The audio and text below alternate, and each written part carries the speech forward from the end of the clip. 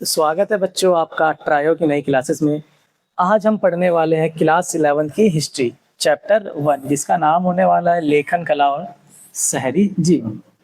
इसको हम मेसोपोटामिया के नाम से भी जानते हैं।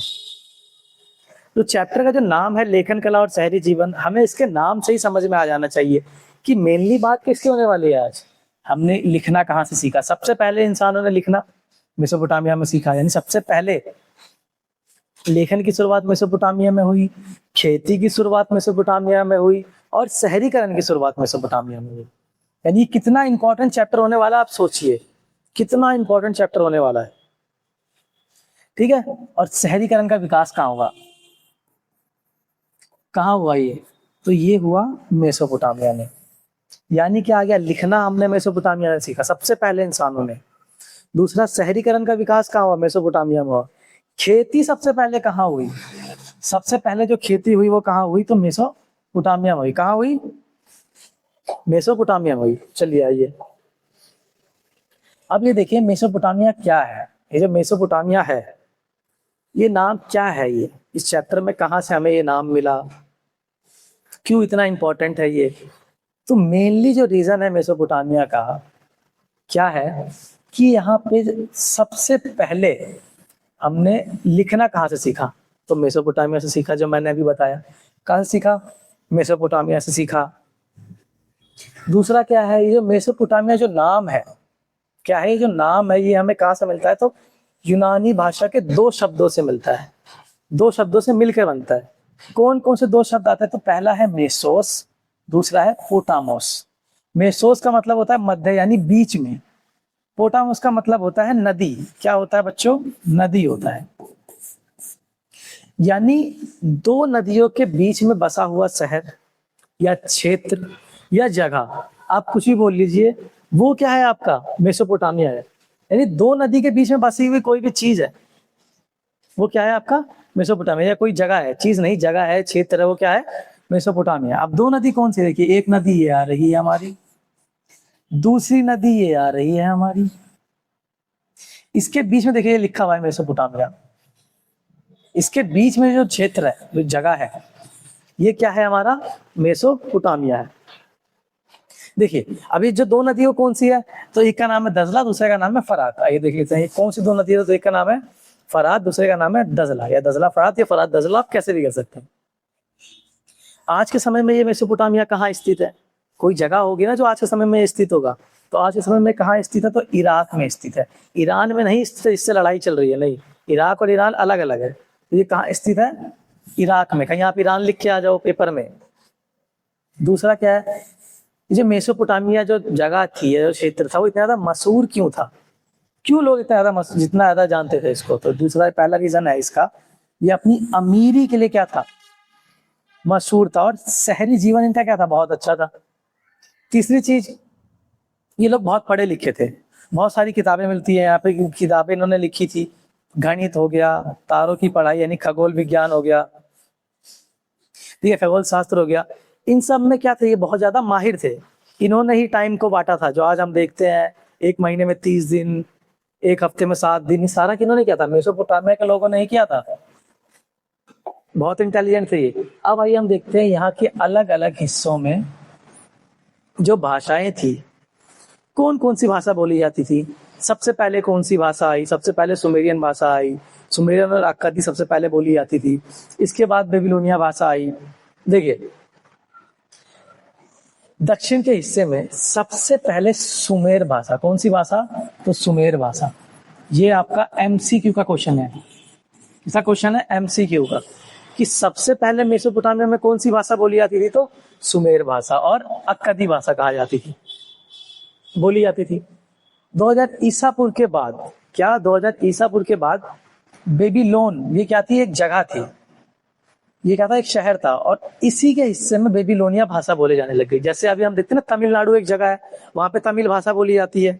ऐसे ही बेबीलोनिया क्या, बेबीलोन क्या थी? एक जगह थी, वहां पे बेबीलोनिया भाषा बोली जाती थी। उत्तर के हिस्से में लगभग 1100 ईसा पूर्व के बाद आसीरियाई लोगों ने वहां क्या कर लिया? कब्जा कर लिया। क्या कर लिया? वहां आके बस गए, कब्जा कर लिया। अब वहां पे कौन सी भाषा बोलने जाने लग गई? तो आज सीरियाई भाषा बोले जाने लग गई। अब आज सीरियाई लोग वहां पे आ गए तो आज सीरियाई भाषा बोले जाने लग गई। ठीक है, वही मैंने बताया जो यहाँ चल रहा था। अब वही क्वेश्चन आ गया कि कौन सी भाषा बोली जाती थी। सबसे पहले कौन सी भाषा बोली जाती थी? तो सुमेरी भाषा थी, ये मैंने बताया, सुमेर, एमसीक्यू का क्वेश्चन। उसके बाद क्या हुआ, फिर 2400 ईसा पूर्व के आसपास अक्कदी भाषा आ गई। ये वही बताया ना ऊपर अभी। अक्कदी भाषा ने क्या कर लिया, सुमेरियन भाषा को क्या कर लिया, हटा दिया। अब ये बोलने लग गए लोग, अक्कदी बोलने लग गए। अब अक्कदी के बाद क्या आई, अरामाइक भाषा आ गई। कब आ गई, 1400 ईसा पूर्व में। और जो अरामाइक भाषा थी वो हिब्रू भाषा से मिलती जुलती थी। ये भी आपका एमसीक्यू का क्वेश्चन है कि अरामाइक भाषा जो थी किस भाषा से मिलती जुलती थी, तो आप बोलेंगे हिब्रू भाषा से मिलती जुलती थी। कौन सी भाषा मिलती जुलती थी हिब्रू भाषा से, तो अरामाइक भाषा मिलती थी हिब्रू भाषा से। ठीक है, और इराक के कुछ हिस्सों में आज भी अरामाइक भाषा ही बोली जाती है। जो किससे मिलती थी, तो वो हिब्रू से मिलती थी। ये एमसीक्यू का मोस्ट इंपॉर्टेंट क्वेश्चन है, एक ये और एक ये, कि सबसे पहले भाषा कौन सी बोली जाती थी मेसोपोटामिया में, तो हम बोलेंगे सुमेरी या सुमेर भाषा। अब आता है उसके बाद कौन सी आई, तो अक्कदी आई।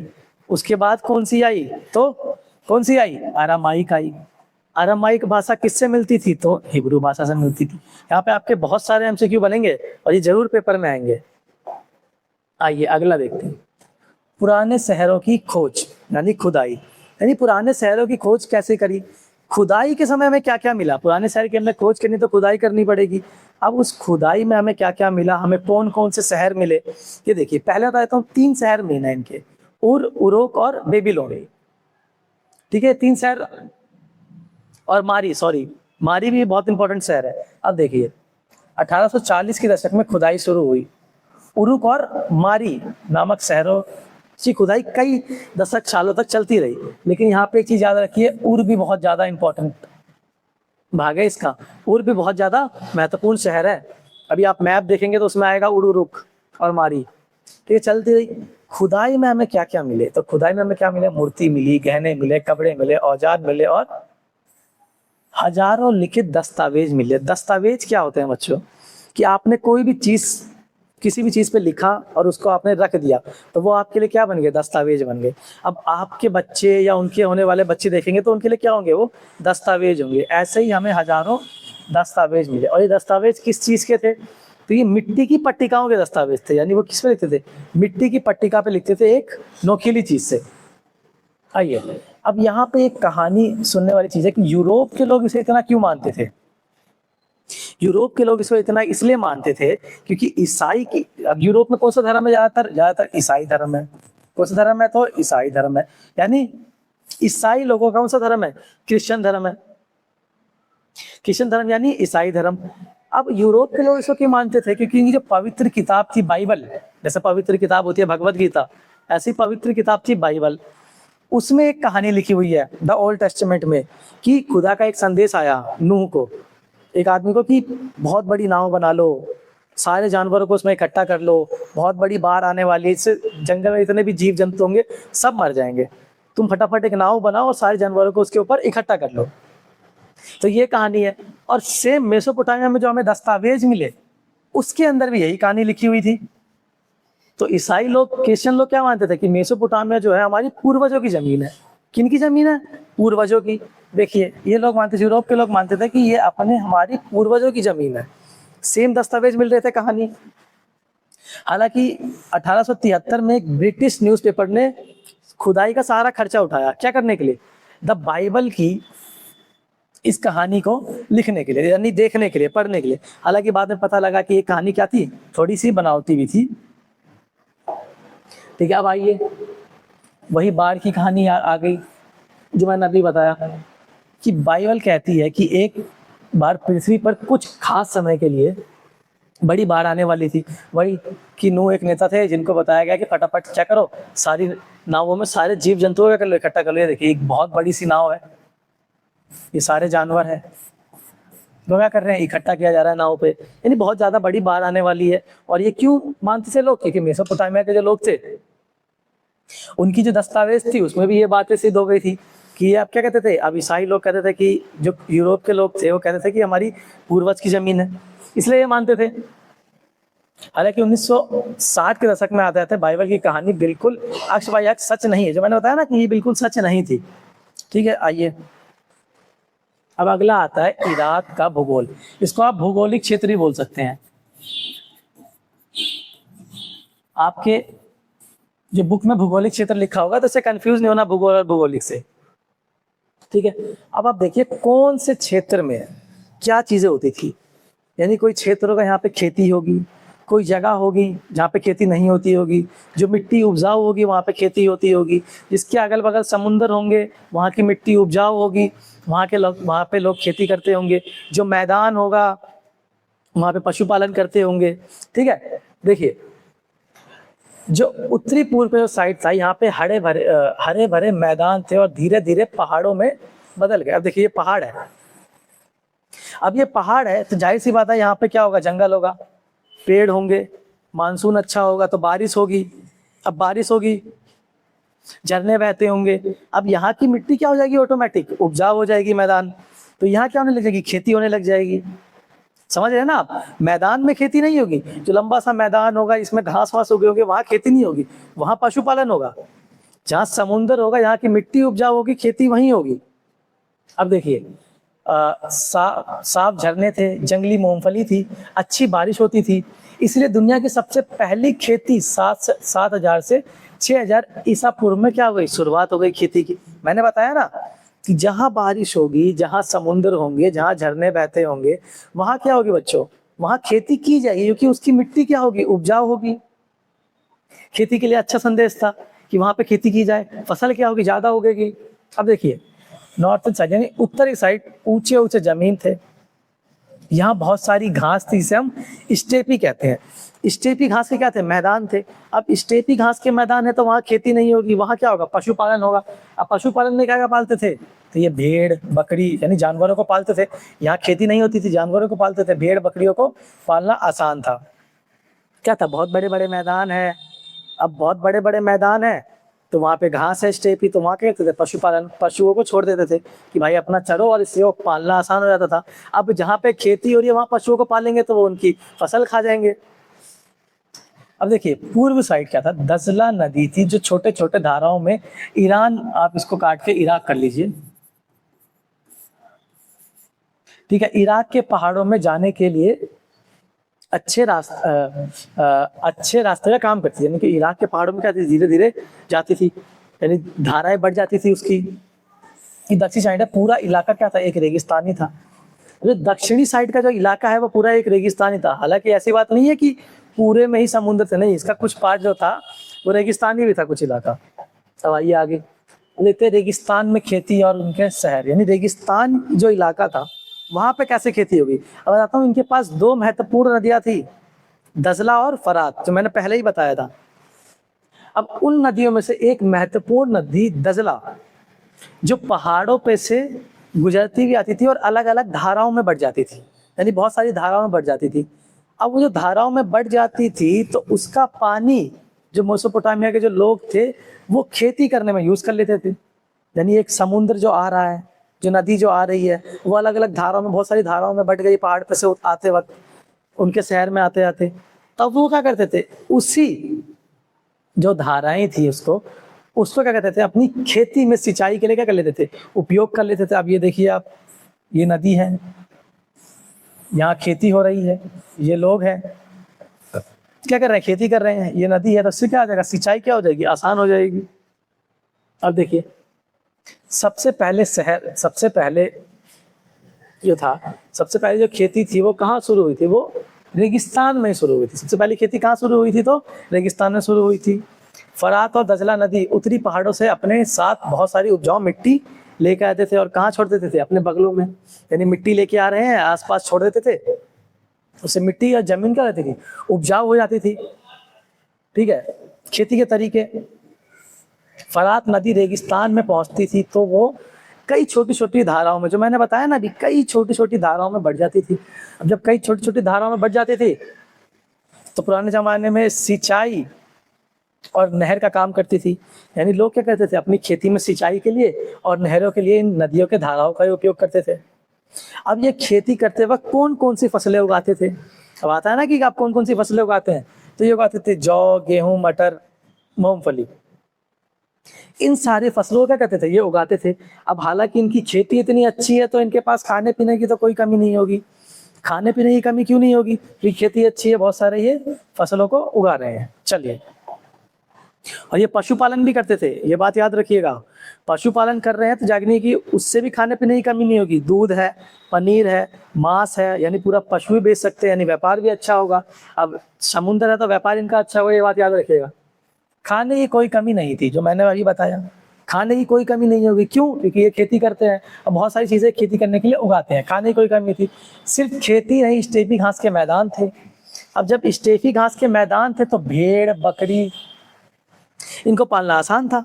मैंने बताया ना कि मैदान थे, अब वहां पे वो पशुपालन करते थे। अब जब भेड़ बकरी इनको पाल रहे हैं तो इनका खूब मांस हो गया, दूध हो गया, ऊन मिलता था, भेड़ से ऊन मिल जाता था, मांस मिल जाता था, दूध मिल जाता था। इनका व्यापार कर लेते थे, यानी लेन देन कर लेते थे। और नदियों से मछली मिल जाती थी। ज़्यादा गर्मी होती थी तो ज़्यादा जो मानसून के इलाके में क्या थे, खजूर मिल जाते थे पेड़ों पे से। तो खाने पीने की कोई कमी नहीं थी, बिल्कुल कमी नहीं हुई। क्यों? क्योंकि मिट्टी उपजाऊ है, पशुपालन करते हैं, समुंदर है तो मछली है, नदी है तो मछली है, तो खाने पीने की कोई कमी नहीं है। लेकिन सिर्फ खाने से शहर तो नहीं बनता ना। क्वेश्चन आता है कि अगर हमारे पास खाने पीने की कमी नहीं है हमारे एक क्षेत्र में, तो उससे शहर थोड़ी बन जाएगा। उसके लिए क्या होगा? लोगों को काम बांटना पड़ेगा, अलग अलग लोगों को काम करना पड़ेगा, बिजनेस करना पड़ेगा, व्यापार करना पड़ेगा।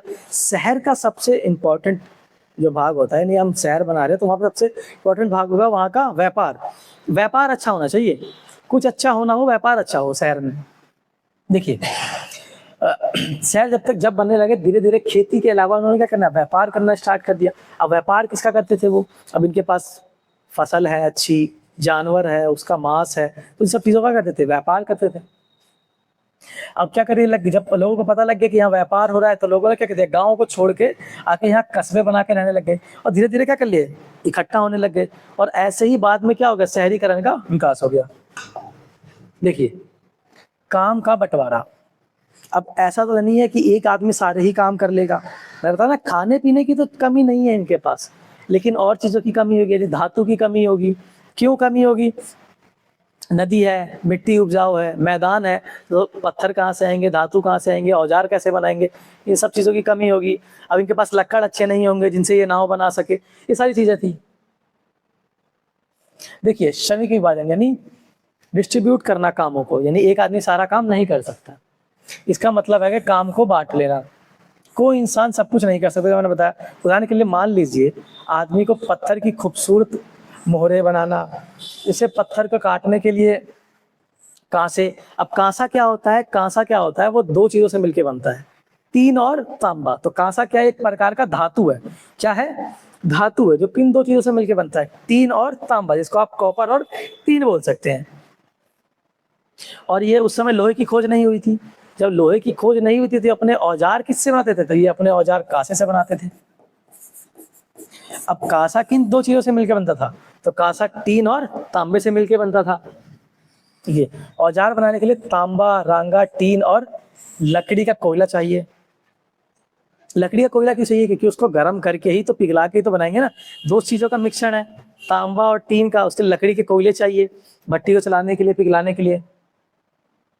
इसीलिए लोग क्या करते थे, अपना अपना काम दोस्तों बांट लेते थे और चीजों का लेन देन करते थे। यानी मेरे पास मान लीजिए फसल है, गेहूं ज्यादा है, तो मैंने तांबा और रागा खरीद लिया औजार के लिए, नाव खरीद ली। ऐसे क्या थे, लोग व्यापार करते थे। अब देखिए, कांसे का औजार कहता है मेसोपोटामिया में 3000 ईसा पूर्व में कांसे का इस्तेमाल शुरू हो गया। कांसा जो तांबा यानी कॉपर और टीन से मिलके बनता है, जो मैंने बताया ना, कांसा किन से मिलकर बनता है? टीन और तांबे से। ये क्या था? ये इनका औजार था। जैसे आप घर में यूज करते हैं ना, चाकू हो गया, ठीक है, चाकू यूज करते हैं आप, ये आपके औजार हो गए। खेती करने के लिए आप हल का यूज करते हैं, उसको काटने के लिए आप चाकू का यूज करते हैं। तो ये सारे क्या थे? उनके औजार थे। क्या थे? औजार थे। तो और औजार बनते किससे थे? वो बनते थे कांसे से। किससे बनते थे? कांसे से। अब कांसा किससे बनता था? टीन और तांबे से। ठीक है, यहाँ तक आपको समझ में आ गया होगा। अब चलिए अगली स्लाइड पे चलते हैं। तो हाँ बच्चों, अगला हमारा है वार का शीश। क्या है? वार का शीश। वारकाशीष क्या है? वारकाशीष एक मूर्ति है, और ये मूर्ति हमें कहाँ मिलती है? ये मूर्ति हमें उरुक, जो शहर था, जो 3 शहर थे, उरुक मारी, उसमें से एक इंपॉर्टेंट शहर था उरुक, यानी उस शहर में हमें क्या मिलती है? ये मूर्ति हमें मिलती है। और ये मूर्ति हमें कब मिलती है? 3000 ईसा पूर्व में मिलती है। अब ये मूर्ति इतनी अनोखी क्यों है? पहली बात तो इस मूर्ति को देखिए, कितनी सुंदर मूर्ति है, पूरा ये पत्थर से बना हुआ है। इसकी आंखें कैसी नीली है, अंदर वाइट है, फिर ये आपका काला है, ये वाइट है, ये नीली है, ये नीला है, फिर इसके अंदर एक और काला है, इसकी भौवें काली है। यानी पहली बात तो ये पूरी मूर्ति ही संगमरमर की है। संगमरमर से इस मूर्ति को बनाया गया है, जिससे हमारा ताजमहल बना है, जो शाहजहां ने बनवाया था मुमताज के प्यार में। जब आशिक आशिकी में एकदम फूक जाता है तो ये सब चीजें करता है। अब आप देखिए, संगमरमर की मूर्ति है, उसके बाद ये नीली कलर की इसकी आंखें, यानी इसके अंदर बहुत सारी कीमती पत्थरों का उपयोग किया गया है। क्या उपयोग किया गया है बच्चों? तो कीमती पत्थरों का उपयोग किया गया है। सफेद रंग का, ब्लैक रंग का, व्हाइट रंग का, इन सारी पत्थरों का उपयोग किया गया है। देखते हैं, 3000 ईसा पूर्व में उरुक नगर में एक स्त्री की मूर्ति मिलती है हमें। क्या मिलती है? एक स्त्री की, यानी औरत की मूर्ति मिलती है।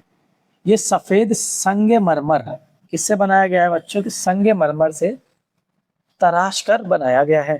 तो आप इसको देख सकते हैं, क्या बेहतरीन मूर्ति है। देखिए,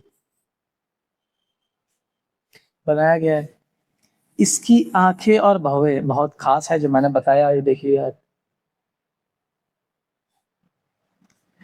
नीले रंग की, सफेद रंग की, सॉरी, नीले रंग का पत्थर, सफेद रंग का सीप और काले रंग का डामर, इन सभी चीजों का इसमें उपयोग किया गया है। ये दुनिया की सबसे मशहूर और सुंदर कलाकृतियों में से एक है।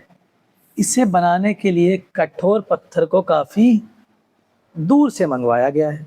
यानी मेसोपोटामिया के पास ये पत्थरें नहीं है। मेसोपोटामिया के पास मूर्ति बनाने के लिए कोई चीजें नहीं है। इनके पास लकड़ भी नहीं है। इनके पास सिर्फ खाने पीने की चीजें हैं, खेती अच्छी है, पशुपालन अच्छा है। चलिए, समझ में आ गया होगा ये। आगे चलते हैं। सेकंड है हमारा व्यापार। व्यापार की शुरुआत कैसे हुई? यानी मेसोपोटामिया में व्यापार कैसे शुरू किया गया? अब व्यापार के लिए क्या करते थे? ये नदियों का उपयोग करते थे। ये देख लीजिए, ये नाव आपको दिख रही होगी, ठीक है। सबसे पहली बात, सबसे आसान और सस्ता जो व्यापार है वो जलमार्ग द्वारा है। आज भी ये साबित है कि जलमार्ग द्वारा सबसे सस्ता व्यापार किया जा सकता है। अगर आप जलमार्ग द्वारा व्यापार करते, सबसे सस्ता होता है। अभी आप देख रहे हैं पूरे ग्लोबल में जो हड़कंप मची हुई है, जो महंगाई मची हुई है, वो सिर्फ किसके लिए है? ऑयल नहीं मिल रहा है। ऑयल आता कहाँ से है? तो समुद्र के रास्ते आता है, जिसको ईरान ने कब्जा कर रखा है, ठीक है। किससे क्या चलती है? नदियों से चलता है व्यापार ज्यादातर। अब नदी इतनी इंपॉर्टेंट है, उस समय से हमारे दादा परदादा जब नहीं थे, उनके भी पूर्वज के पूर्वजों से नदी का बहुत ज्यादा महत्व दिया गया है व्यापार में। चलिए, सामान का आना जाना और माल की आवाजाही।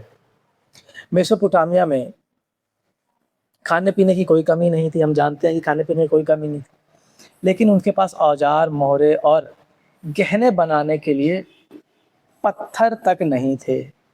समझ रहे हैं आप कि पत्थर तक नहीं है मेसोपोटामिया के पास। ना लक्कड़ है अच्छी, ना उनके पास कोई धातु है। लोहे की खोज उस समय हुई नहीं है। टीन और तांबा, इन दोनों के मिश्रण से ही हम अपने औजार बनाते थे मेसोपोटामिया के लोग। इनके आसपास अच्छी लकड़ी नहीं थी जिससे वह नाव या गाड़ियां बना सके। उनके पास धातु यानी मेटल भी नहीं था। समझिए कि लोहे की तो खोज ही नहीं हुई थी, तो भूल जाइए लोहे को। आज हमारा सारा चलन लोहे पे ही है। हमारे घर में अलमारी लोहे की है, बहुत सारी चीजें लोहे की। अदला बदली यानी वस्तुओं का आदान प्रदान चलता था। इनके पास पत्थर नहीं है, इनके पास रागा नहीं है इनके पास, टीन नहीं है इनके पास, तांबा नहीं है, तो ये अनाज देते थे, जौ मूंगफली उगाते थे, ये वो देते थे, दाल देते थे, बदले में चीजें लेते थे। चलिए, इसी को हम ट्रेड कहते हैं, यानी व्यापार कहते हैं। इसके अलावा अपना कपड़ा, अनाज तुर्की और ईरान देशों को देते थे, यानी कपड़ा और अनाज देते थे, और उनसे बदले में क्या क्या चीजें लेते थे? लकड़ी, तांबा, रागा, चांदी, सोना और तरह तरह की पत्थरें मांगते थे। पत्थरें क्यों मांगते थे ये आप देख लीजिए, क्या बेहतरीन है। अब लकड़ी हो गई नाव बनाने के लिए, और उनको लकड़ी चाहिए, ट्रेड करेंगे, व्यापार करेंगे, नदियों द्वारा करेंगे, तो नाव तो अच्छा होना चाहिए ना, कि सारा सामान लेके चढ़े, समुद्र में चढ़े, आगे बढ़े और नाव टूट के सीधा पानी में। ऐसा भी नहीं होना चाहिए। तांबा, तांबा क्यों? क्योंकि वो औजार बनाते थे उससे। किससे? तांबा से और टीन से मिला के। और उसको क्या कहते थे हम? कांसा कहते थे, जो मैंने अभी बता दिया है आपको, कांसा कहा जाता था उसे। ठीक है, सामान कैसे लेते थे? सामानों को बैलगाड़ी या जानवरों के पीठ पर लाना बहुत महंगा पड़ता था। क्यों? क्योंकि जानवर चारा खाएगा, इंसान सोएगा, जानवर आराम करेगा, तो क्या होता था, काफी ज्यादा महंगा पड़ता था। ठीक है, सस्ता नहीं होता था। सबसे ज्यादा सस्ता क्या पड़ता था? जल मार्ग। नहीं, क्यों? क्योंकि पानी से जब, नाव से जब कोई भी चीजों को लेके जाया जाता था समुद्र द्वारा, और फरात नदी थी इनके पास। कौन सी नदी थी? दजला, दजला और फरात नदी थी। व्यापार के लिए फरात नदी का उपयोग करते थे। किसका उपयोग करते थे? फरात नदी का उपयोग करते थे व्यापार के लिए। पूरे विश्व में उस समय व्यापार के लिए फरात नदी उपयोग हो रही थी। ये फरात नदी देख लीजिए आप। नहीं, देखिए, सबसे सस्ता तरीका था जल मार्ग, जो मैंने अभी बताया, नावों द्वारा। नदी के रास्ते अनाज से भरी नाव हवा और नदी के बहाव से अपने आप ही वहां तक पहुंच जाती थी। ठीक है, तो सबसे सस्ता हो गया, और ज्यादा से ज्यादा हम सामान लेके आ सकते थे, यानी हम कई किलो अनाज नाव से लेके आ सकते थे। ठीक है, उस समय फरात नदी उस समय व्यापार के लिए पूरे विश्व में, कहाँ पे बच्चों? तो पूरे विश्व में, पूरे विश्व मार्ग में सबसे इंपॉर्टेंट अगर कोई नदी थी व्यापार के लिए, तो वो थी हमारी फरात नदी। चलिए, अगला आता है इनका लेखन कला का विकास, और हम देखते हैं कि लिखना कैसे सीखा मेसोपोटामिया के लोगों ने। बहुत इंटरेस्टिंग बात आती है कि मेसोपोटामिया के लोगों ने, इंसानों ने सबसे पहले लिखना कैसे सीखा। सबसे पहले इंसानों ने लिखना कैसे सीखा, वो हम पढ़ते हैं। मेसोपोटामिया के लोग भी थे। ये इनकी पट्टिकाएं हैं, देखिए, ये इनके चिन्ह है, ये इनकी लिखावट है। ये सारी क्या है? इनकी लिखावट है। आज देखिए, ये क्या कहते थे? क्या है? हाँ, पट्टिका। क्या कहते थे? टेबल। यानी मेसोपोटामिया में सबसे पहले पुरानी लिखी हुई जो पट्टिकाएं थी वो 3200 ईसा पूर्व में मिली है। और ये पट्टिकाएं किसकी होती थी? चिकनी मिट्टी की होती थी। किसकी होती थी? तो ये मिट्टी की होती थी, यानी चिकनी मिट्टी को गूंद के फिर उसको एक साँचे में ढालते थे। यानी मान लीजिए ऐसे, ये इनका एक साँचा है, दिख रहा है, चकोर बना रखा है इन्होंने, ये साँचा है। इस साँचे में क्या करते थे? इसको ढालते थे ये। ठीक है, उस समय जब कागज नहीं हुआ करते थे, इसलिए वो चिकनी मिट्टी की छोटी छोटी पट्टिका, यानी स्लेट जैसी चीजें बनाते थे। मैंने बताया ना, ये इसकी स्लेट है, ये ऐसे एक साँचा है, चिकनी मिट्टी की होती थी, उसको पहले गूंथा गया, फिर उसको ढाल लिया गया है। अब इसके ऊपर लिखना काफी ज्यादा मुश्किल होता था। चिकनी मिट्टी पे लिखने के लिए कोई नोकीली चीज का उपयोग करना पड़ता था, और उसको सूखने से पहले लिखना पड़ता था। देखिए, अब शुरू में अक्षर नहीं लिखते थे, बल्कि उनका चित्र बनाते थे। यानी अक्षर नहीं लिखते थे, कीलाकारी क्या थी? इनकी लिपि थी। अब उन चीजों को लिखने के लिए वो चित्रों का उपयोग करते थे। यानी बैल, उनको लिखना है तो बैल की चित्र बना दी, बैल लिखा नहीं उसका चित्र बना दिया। उनको नाव लिखना है तो नाव का चित्र बना दिया। यानी चित्रकारिता लिपि थी इनकी। ठीक है, जैसे बैल का चित्र, अनाज का चित्र, मछली व नाव का चित्र। लगभग 5000 सूचियां हमें क्या मिली है ऐसी, जो आप देख रहे हैं ना ये। यानी चित्रकारिता क्या थी इनकी, लिपि क्या थी, चित्रकारिता थी।